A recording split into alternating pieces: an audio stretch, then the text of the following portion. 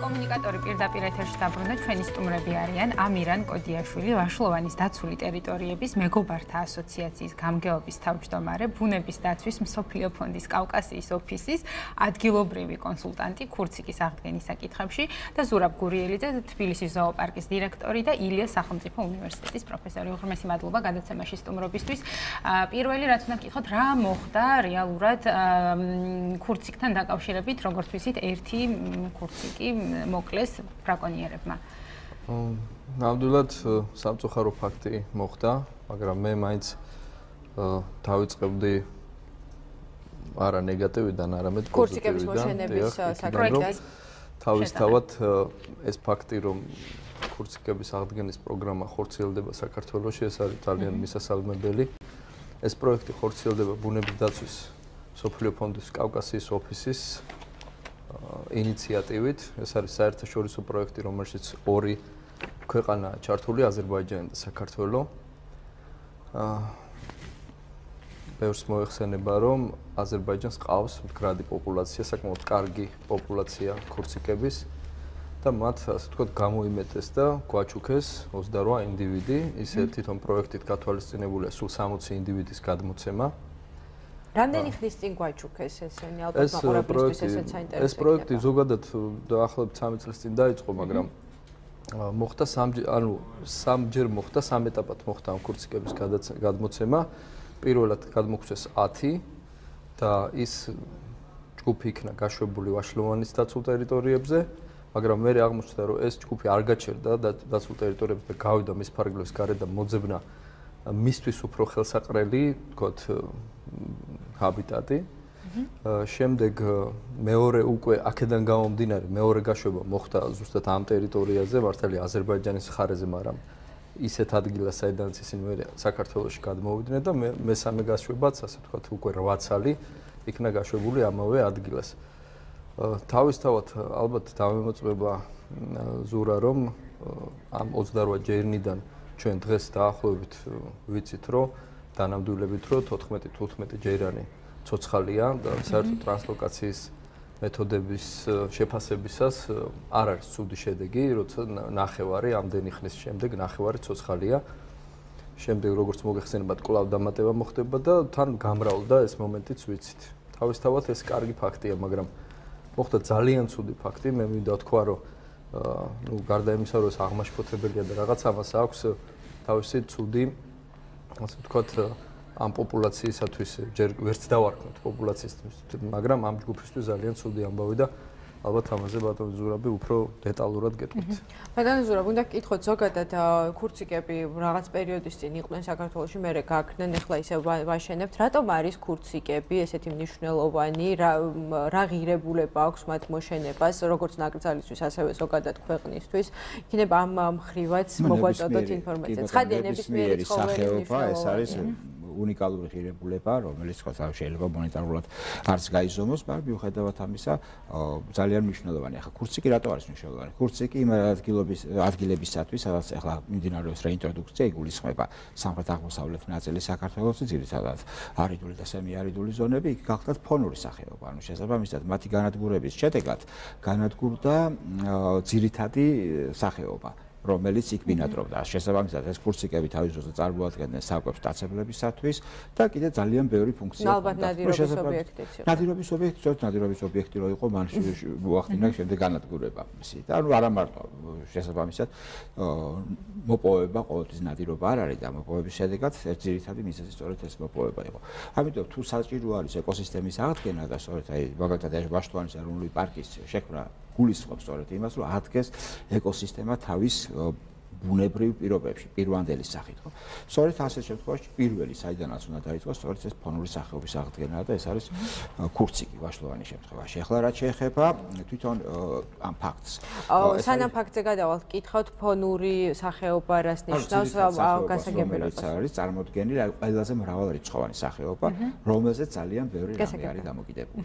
ხო ჩამოთვალეთ აი მაგალითად მტაცებლის საკვები. აი, როდესაც ფონური სახეობა არ არის, მე მტაცებელი იწყებს უკვე სოფლის დაძიოკებას. სოფლის დაძიოკებას და ასე შემდეგ ყველაფერი. ეს ყველაფერი ერთმანეთთან არის დაკავშირებული და ვახსენებთ არსებობს ეს ეკოლოგიური პირამიდა, რომელსაც ყველას თავისი ადგილი აქვს და ყველა ქვა თავის ადგილზე უნდა იყოს. სხვა შემთხვევაში უკვე პრობლემები არის.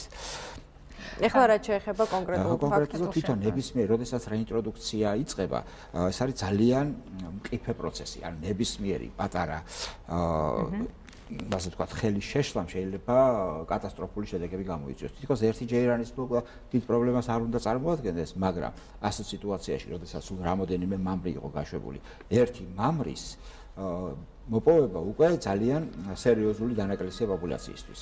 ამიტომ შესაბამისად აქ მოგეხსენება არის ესეთი გენეტიკური მრავალფეროვნება, ანუ რამდენად მრავალფეროვანია შიგნით ცხოველებში, ანუ რამდენად ეს არის ახლა ნათესაური შეჯვარება.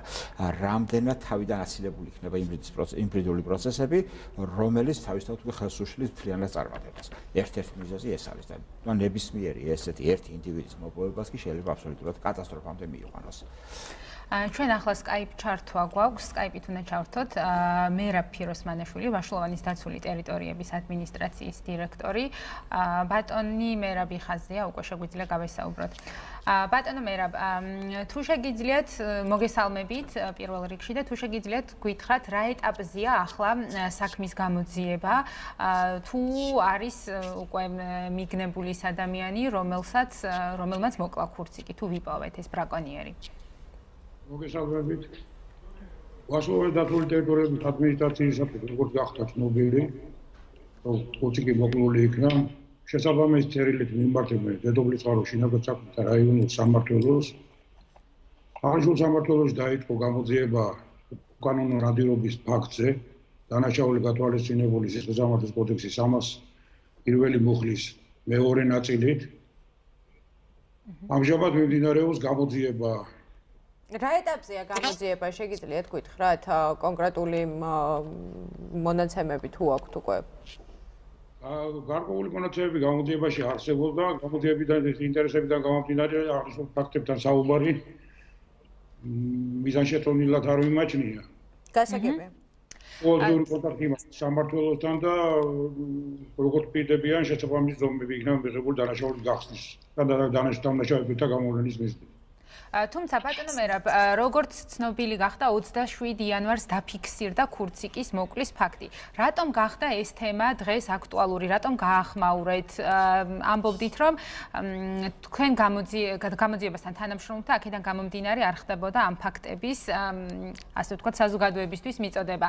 მაგრამ ახსენეთ ისიც, რომ ეს ამ ეტაპზე გამოძიება ცოტა ისე დუნედ მიედინება. რა იყო რეალური მიზეზი, რატომ დაიწყეთ ამ თემაზე საუბარი? მე არ მეთქვია რომ გამოძიება დუნდეთ მიედინება, გამოძიება ინტენსიურად მიმდინარეობს. არის ჩასტარებელი შესაბამისი საგამოძიებო მოქმედებები და მე დარწმუნებული ვარ შედეგი ნორმალური იქნება. გასაგებია. მადლობა ბატონო მერაბ, ბატონო ამირან, თქვენ გითხავთ თქვენი Facebook-ის სტატუსიდან გვახსოვდა, რომ თქვენ გარკვეული პერიოდი შეგნებულად არ ახმაურებდით ამ ფაქტს, იმიტომ რომ გამოძიებისთვის ხელი არ შეგეშალათ, რადგან ბატონმა მერაბმა თქვა, რომ გამოძიება მიმდინარეობს და კონკრეტულ ფაქტებზე არ ისაუბრებს, თუმცა მაინც გახდა ხო საჭირო, რა ხდება რეალურად? საქმე იმაშია, რომ ელემენტარულად ვეთანხმები ბატონ მერაბს, რომ რაღაცა ეტაპზე ბუნებრივია წინასწარ რაღაც ამის გახმაურება გამოიწვევდა, თქვათ იგივე იმ დავნაშავების მხრიდან რაღაც ისეთ ზომების მიღებას რომ დაემალათ ეს ფაქტი და ნივთმტკიცებები, ამიტომ ბუნებრივია რომ მეც ამაზე ვიკავებდი თავს. ახლა როგორ მიედინება გამოძიება დუნეთ თუ აქტიურად ეს არც ჩემ კომპეტენციაში არ შედის და მე ვფიქრობ რომ გარედან ადამიანები ჩვენ ამას ვერ შევაფასებთ. ამას აჩვენებს ალბათ შედეგი, მაგრამ საუბარი იმაზეა, რომ ამ ფაქტის, ასე ვთქვათ, გაუხმაურებლობაც უკვე ამ ხნის მანძილზე მე უბრალოდ ვესაუბრე, ეს არ ყოფილა, ასე ვთქვათ, ეს განცხადება შეუთანხმებელი და თვითნებური და საერთოდ ვფიქრობ, რომ ამ ხრივ ყოველთვის თანამშრომლობა უფრო შედეგიანია, ვიდრე რაღაცა ემოციების აყოლა. ამიტომ მივმართავ ყველა იმ ადამიანს, ვინც Facebook-ზე კითხვები დასვა ამასთან დაკავშირებით, რომ აი რატომ მოხდა ესეთი გახანგრძლივება, ხო?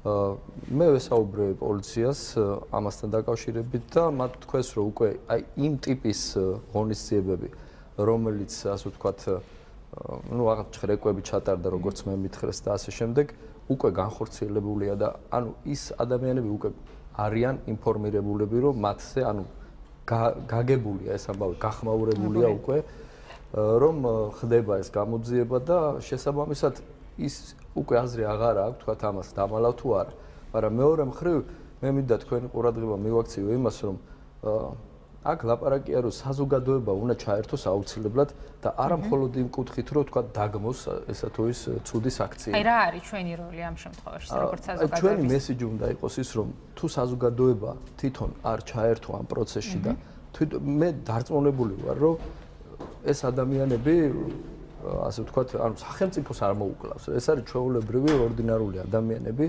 როგორც წესი დავნაშავების უმეტესობა ხა არ ვიცი თუ აღმოჩნდება რომ ვინმე ეს ან ჩინოსანია ან პოლიცია ან რაღაცა ეგ სხვა შეფასებას ალბათ იმსახურებს მაგრამ როგორც წესი უმრავლესი შემთხვევა განსაკუთრებით ნადირობის დროს ეს ჩვეულებრივი ადამიანები საზოგადოების წევრები არიან და თუ ჩვენ საზოგადოებამ არ გავითავისეთ რომ ეს პრობლემები არ მოგვარდება ჩვენი უშუალო მონაწილეობის გულის ტკივილის თუ ხელშეწყობის გარეშე არაფერი არ გამოვა მარტო ცალკე ადმინისტრაცია თქვენ კი ეხლა კომენტარებში ხშირად საუბარია რომ აი ვაშლოვანში ერთი ვაშლოვანში არ მოხდარა ეს ნადირობა მინდა ხაზგასმით თქვა და მეორე თვითონ ვაშლოვანი 35000 ჰექტარი ამაზე ჩვენ საუბრობდით გადაცემის დაწყებამდე რომ ალბათ შეუძლებელია ამ ხელა ტერიტორია ისე აკონტროლო რომ ცალკეული ცხოველები მოსახლეობამ თვითონ არ დაუჭირა ამ ყველაფერს ხარი რაღაც სახელმწიფო ინსტიტუციები და მხოლოდ მათი დადანაშაულება ეს იგივე გარემოს დაცვის სამინისტრო იქნება თუ რაღაც რა თქმა უნდა სწორი არ იქნება თუმცა აქვე მინდა ხაზი გაუსვა რომ დახვეწა რაღაცის და თქვა უკეთესად მუშაობა და უკეთესი შედეგების ჩვენება მე მგონი ეს ნებისმიერი ჩვეულებრივი ნებისმიერი ინსტიტუციის მოვალეობაა და ეს მუდმივად უნდა მოხდეს ბატონო ამირან არა ბრალდებით ტონით ანუ რამდენად აკონტროლებს დაცული ტერიტორიების ადმინისტრაცია ნაკრძალებს უბრალოდ ინტერესის დასაკმაყოფილებლად მინდა გკითხოთ იმიტომ რომ იგივე ამ ქურციკებზე ვიცი რომ გარკვეული სახის კონტროლი ხორციელდებოდა ხო ეს სატელიტური სიგნალი შეწყდა და ამის მერე მივხვდით ანუ რა სახის კონტროლი ხორციელდება ამ ცხოველებზე და რამდენად ხშირია ზოგადად არა ესეთ განსაკუთრებულ ცხოველებზე მაგრამ საერთოდ ნადირობის შემთხვევებში რაც შეეხება კონკრეტულ ფაქტს აი ეს მონიტორინგის ჯგუფი რომელიც არის შექმნილი და მე ხელმძღვანელობ ამ ჯგუფს ეს ასევე ბუნების დაცვის სოფლიო ფონდის კავკასიის ოფისის ტექნიკური და ფინანსური ხელშეწყობით ხორციელდება აღჭურვილობა არის ამისთვის გამოყოფილი და ჩვენ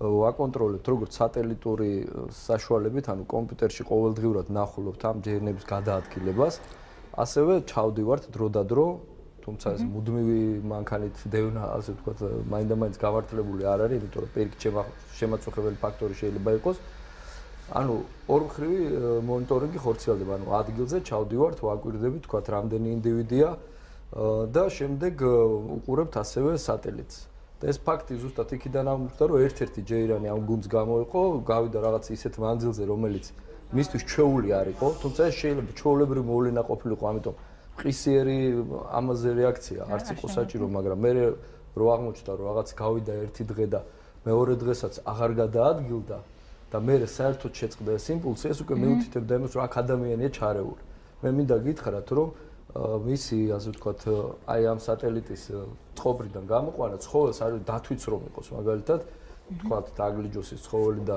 ამას ღრნა დაუწყოს ვერაფერს ვერ დააკლებს იმას იმდენად ძლიერი ის აღჭურვილობა შესაბამისად ჩვენთვის გახდა ნათელი რომ ეს ადამიანია ამაში ჩარეული და მე აღმოჩნდა რომ ეს უკვე თვითონ ის წერტილი ამოსული იყო ერთ-ერთი დასახლებიდან ანუ რაღაც ფერმიდან საიდანაც ეს იმპულსი იყო ამოსული რაც მიუთითებდა იმაზე რომ ეს ნამდვილად აქ უკვე ამის ციკლში იყო ჩარეული ადამიანი თუმცა აი ამ ფაქტის დადასტურება ზუსტად საკმაოდ რთული არის, იმიტომ რომ რეალურად როგორც მე პოლიციაში ამიხსნეს, სამწუხაროდ ვერ იპოვნეს ლეში. მაგრამ ნუ დავაცადოთ ალბათ პოლიციას და ყველამ უნდა აკეთოს ჩემი აზრით თავის საქმე. დიდი მადლობა. ბატონი ამირან კოდიაშვილი და ზურაბ გურიელიძე იყვნენ ჩვენი გადაცემის სტუმრები. უღრმესი მადლობა. იმედი მაქვს რომ მსგავსი ტიპის ფაქტები აღარ მოხდება. ჩვენ ახლა მოამბის სტუდიაში უნდა გადავინაცვლოთ